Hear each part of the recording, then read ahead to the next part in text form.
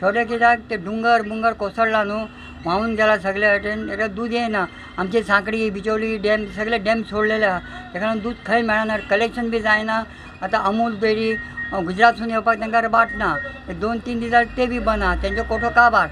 फाल्यां गॅरंटीन आमचे गोंयचें दूद येतलें, गोंयच्या दुदाक पण येना, दूद मेळपाक शक्य ना. कित्याक भायलें दूद एक टँकर 2 भायले हाडटा आमी, ते टँकर बंद. आतां गोंयचें दूद आमचें येता जाल्यार आमचे थोडे गोंयकाराक मातशें मेळटा दूद. म्हटल्यार आमचे गोंयकार सरकारांनी भरपूर गोंयचें दूद उत्पन्न करूं जाय.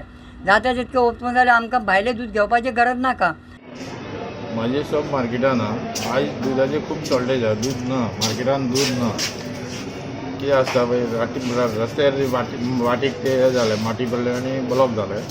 सद्या दुधाचे टँकर कोणाचे येवना, म्हणून अमूल आनी दुसरे कुठेच दूध येवना. मार्केटान दुधाची शॉर्टेज आहे.